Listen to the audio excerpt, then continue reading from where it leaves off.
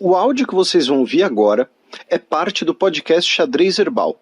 Caso vocês queiram ouvir mais sobre esse assunto e outros temas de política internacional, é só ir em xadrezherbal.com.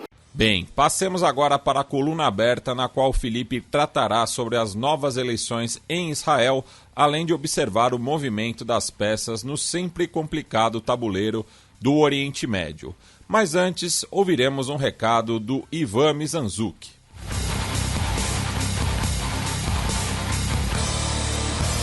Entre 1989 e 1993, vários garotos foram mortos na cidade de Altamira, interior do Pará. As vítimas encontradas apresentavam uma marca em comum.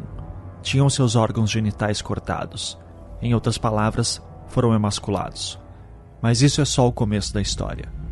Eu sou Ivan Mizanzuki e convido você a escutar Altamira, a nova temporada do podcast Projeto Humanos. Ouça grátis no Globoplay e em todas as plataformas de áudio digital.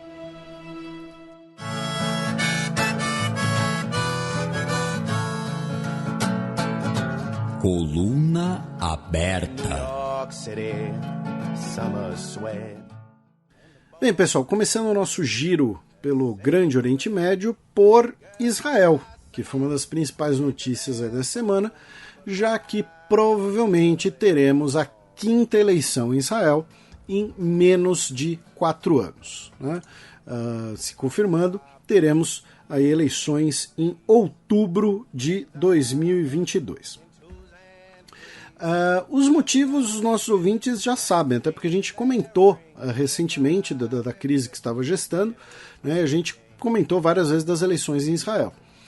Mas basicamente, né, lembrando, Israel tem um governo que é uma frente bastante ampla, que vai desde partidos da direita nacionalista como o Yamina, do ex-premier Naftali Bennett, né, que era um partido de direita, bastante de direita, um aliado do Netanyahu, do Likud, até a esquerda, né, israelense, com o Meretz, né, que ali algumas pautas ambientais, algumas pautas bastante progressistas, incluindo aí também o partidos árabes, né, o Israel Beitenu, que também é um partido de direita, um partido secular, né, de direita, e a principal força, né, do governo é o Yesh Atid, do Yair Lapid, que é um partido mais de centro, né? Centro-direita, dá para dizer, né? Já que é um partido de centro que, economicamente falando, tem pautas bastante liberais. Então, essa frente bastante ampla foi formada por 2 motivos. Primeiro, o parlamento israelense, né, o Knesset, ele é bastante pulverizado, bastante fragmentado. Nós temos aí mais de uma dezena de partidos com representação. E segundo, qual era a bandeira, então, de formar esse governo? A bandeira era tirar Netanyahu do poder. Né? Netanyahu investigado, né, em 3 casos de corrupção, de tráfico de influência. Então, né, falava, Netanyahu tem que sair do cargo, porque ele um cara investigado não pode estar no cargo, e ele está usando o cargo para atrapalhar as investigações. E aí formaram essa frente ampla, com uma minoria bastante frágil, porque o parlamento israelense tem esse grande impasse, né, já que você tem a direita religiosa, né, que é aliada do Likud, do Netanyahu, Likud que é a maior bancada, com 29 assentos dos 120 hoje. Você tem parte dos partidos árabes que não participam, né, não aceitam fazer coalizões, estarão sempre na oposição. Aí você tem esquerda, direita nacionalista, direita secular, enfim.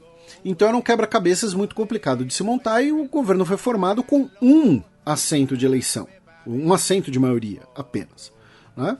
E mesmo assim teve que fazer muitas concessões ali. Então Benny Gantz, do Azul e Branco, virou ministro da Defesa, que é o segundo cargo mais importante do governo, e o Naftali Bennett, líder do Yamina, que na época tinha 8 assentos apenas, virou primeiro-ministro. O Yair Lapid tinha que convencê-lo de alguma maneira. Né? Então fizeram aquele acordo ali de revezamento no poder. Então nós tínhamos um governo frágil, né, uma coalizão frágil.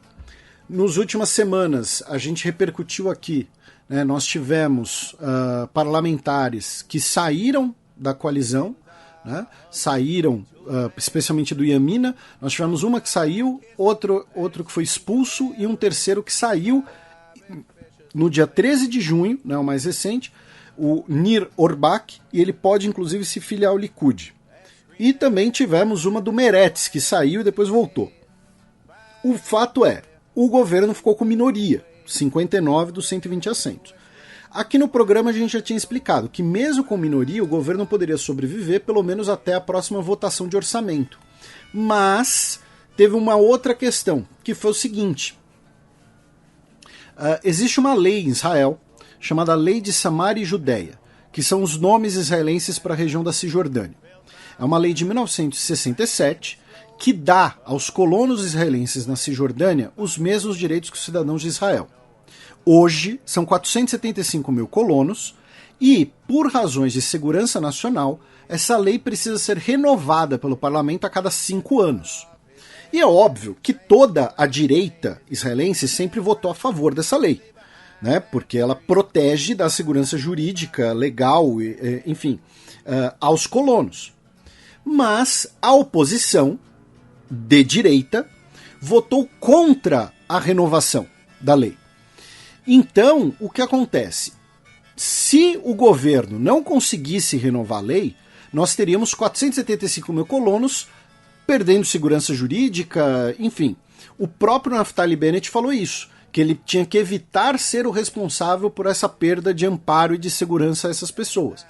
Então, por quê? Qual é a ligação? Com o governo pedindo a dissolução do parlamento, caso o parlamento seja um parlamento, não tenha um governo empossado no momento da necessidade de renovação da lei, ela é renovada automaticamente. Então, a oposição de direita, que é a favor da lei, ao votar contra a lei, ao impedir a aprovação dela, basicamente forçou o governo a dissolver o parlamento para que a lei fosse renovada automaticamente, né? Pelo menos até o dia 30 de junho, esse é o prazo. Tá? Então, nós temos a dissolução do parlamento. Pelo acordo, o Yair Lapid, ele se torna, né, o líder do governo, tá? Então, assim, ele que vai ser o, digamos assim, o cabeça de chapa nas eleições, né, pelo partido dele, e aí, consequentemente, teremos eleições. Vão ser uma eleição entre Lapid, né, numa campanha anti-Netanyahu, buscando falar, o Netanyahu é corrupto, né, ele usa o poder para benefícios próprios, e do outro lado o Netanyahu, seus aliados da direita religiosa. As pesquisas indicam uma vitória do Likud, mas sem necessariamente conseguir romper o impasse entre os blocos, porque o Netanyahu tem os partidos da direita religiosa, isso a gente explicou já, como seus aliados, mas vários partidos da direita secular não querem fazer coalizão com a direita religiosa, especialmente o Israel Beitenu. Então, tudo indica que esse impasse pode ser mantido. Claro, a eleição até outubro, até lá tem muito chão, e também tem uma pequena possibilidade, é importante lembrar, que a gente comentou aqui também, que é o Netanyahu, se ele conseguir fazer um acordo e seduzir o Benny Gantz, que é o ministro da Defesa, a se tornar um aliado dele, né, ele consegue até mesmo talvez evitar uma nova eleição, tendo um novo governo dentro da atual configuração do Knesset. Né?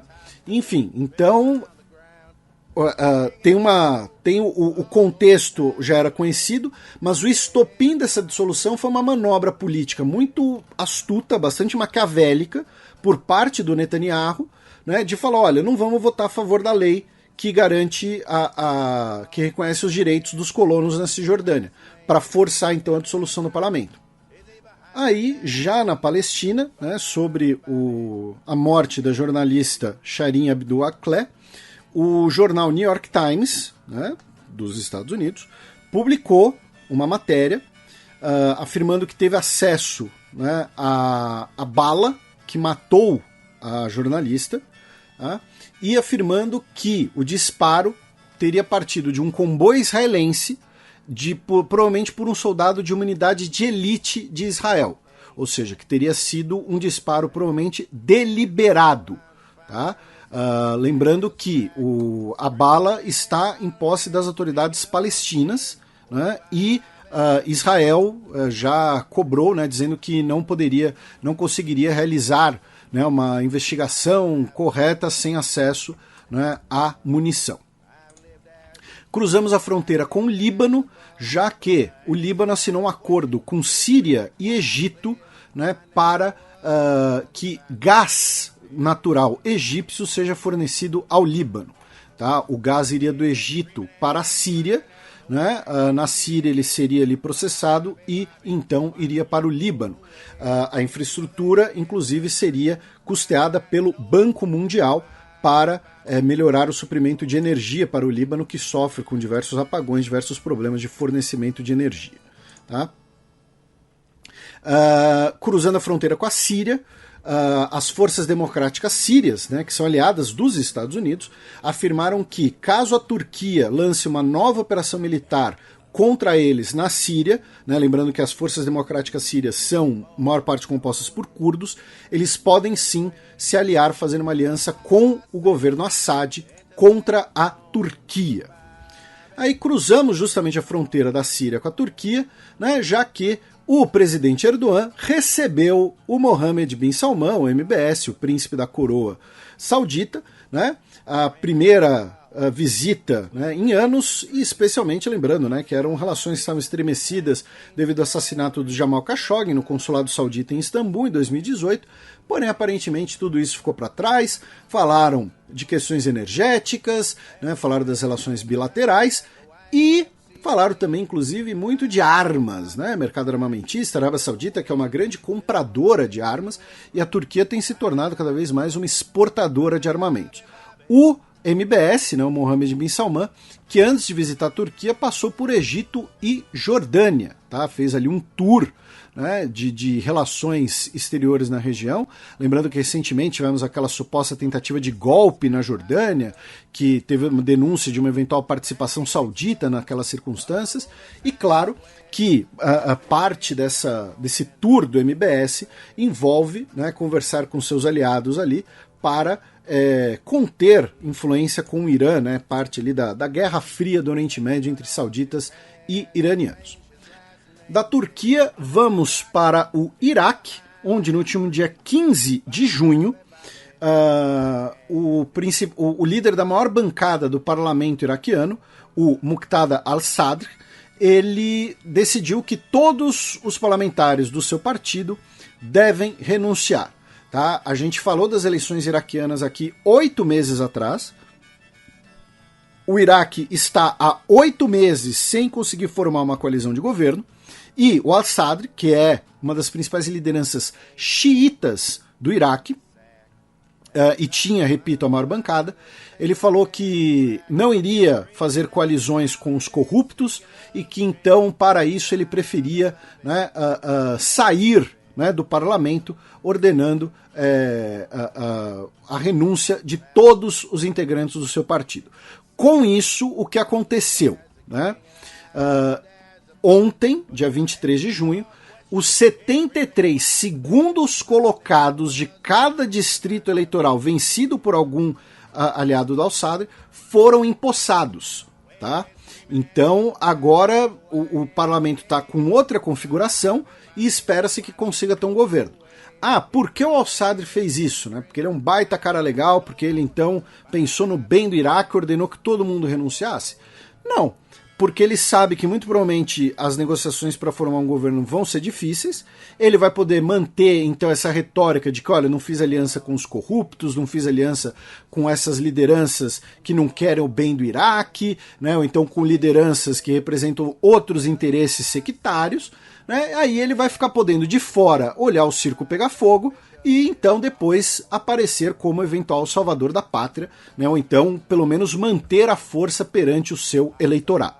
Tá? Mas então foram 73 parlamentares renunciando em massa, com manifestações de apoio a ele, inclusive, é bom deixar isso claro, tá? Então não foi que droga, vou para casa. Não, teve manifestações de muita gente em Bagdá apoiando ele, e os 73 segundos colocados de cada distrito foram empossados. Vamos ver se agora teremos a formação de um governo. Aproveitando, né, que estamos ali no Iraque, vamos para o Irã, vamos passar ali pelo Golfo Pérsico. Né, em Abu Dhabi foi anunciado, né, um pacotão, né, um grande acordo de investimentos envolvendo 12 fundos soberanos. 3 da região do Golfo Pérsico e 9 africanos. Então serão unidos ali Emirados Árabes Unidos, Kuwait, né, Emirados Árabes Unidos inclusive com 2 fundos participando, Angola, Djibouti, Egito, Etiópia, Gabão, Gana, Marrocos, Nigéria e Ruanda. Tá? O nome da plataforma será Africa Sovereign Investors Forum, tá? ASIF na sigla, em inglês, claro. No Irã, temos mais uma tensão entre o Irã e a Agência Internacional de Energia Atômica, já que no dia 9 de junho, depois que a IEA afirmou que o Irã não estava, né, cooperando, né, com a supervisão do seu programa nuclear, o Irã disse que foi uma ação política, tá, da IEA, que a resolução adotada por Estados Unidos, Reino Unido, França e Alemanha no âmbito da IEA era, né, uma condenação injusta, e aí o Irã removeu as câmeras de algumas de suas instalações nucleares, as câmeras que eram acessadas pela IEA. Tá? O Irã que também recebeu o Nicolás Maduro. Tá? O Nicolás Maduro passou por Ankara, depois pelo Irã, Azerbaijão, Catar, Kuwait e Argélia. Tá? E no caso específico do Irã, ele foi recebido com bastante pompa, né? Falaram que são 2 povos, 2 países irmãos que estão desenvolvendo laços como uma resistência contra o imperialismo e as sanções contra os povos, e com isso, e também anunciaram um acordo de 20 anos, tá, de cooperação na indústria do petróleo, petroquímicos, agricultura e cultura. Tá? Um acordo aí de 20 anos. Lembrando que hoje, boa parte do petróleo cru venezuelano é refinado com auxílio ou pelo Irã. Tá? Então, hoje o Irã é um dos principais destinos de refino, se não o principal, de refino do petróleo cru venezuelano. Do Irã, vamos para o Afeganistão. Infelizmente, no último dia 21 de junho, tivemos um terremoto de 6.2 na escala Richter, tá? Uma profundidade de 10 quilômetros apenas, ou seja, um terremoto bastante raso, e que deixou cerca de 1.500 pessoas mortas. Tá? O terremoto mais letal no Afeganistão desde 1998 e o terremoto mais mortal de 2022, pelo menos até agora. Tá? Então, infelizmente, 1.500 pessoas morreram. Do Afeganistão, no nosso giro pelo Grande Oriente Médio, a gente pega um avião, vamos para o outro lado, vamos lá para o norte da África com 2 notícias, rapidamente. A primeira é que na Tunísia, né, os juízes, o judiciário tunisiano está em greve, protestando contra aquela decisão que a gente mencionou no último programa, né, do presidente que está se tornando ditador, Kais Saied, que demitiu 57 juízes, dizendo que eles são corruptos, estariam protegendo terroristas e que ele iria nomear, né, novos juízes para essas funções. Então o judiciário tunisiano entrou em greve, tá, os juízes, e a greve é liderada especialmente por 2 juízas, tá, na Tunísia. E na vizinha Argélia, tá, o governo argelino suspendeu um acordo comercial com a Espanha e também um acordo de controle de fluxos migratórios em protesto, né, contra o que seria uma mudança, né, de postura espanhola em relação ao Saara Ocidental, a Espanha que estaria se aproximando do Marrocos nessa questão. A gente já falou aqui algumas vezes, né, sobre Argélia, Marrocos, né, os 2 países já tiveram guerras, recentemente a Argélia fechou ali o registro do gás, então a Espanha é um ator envolvido, o Marrocos, né, usa a possibilidade de imigrantes tentarem entrar na Espanha pelos enclaves espanhóis no Marrocos, né, como uma moeda de chantagem nessa relação. Então a Argélia, em protesto ao governo espanhol, suspendeu esse acordo comercial e de controle migratório.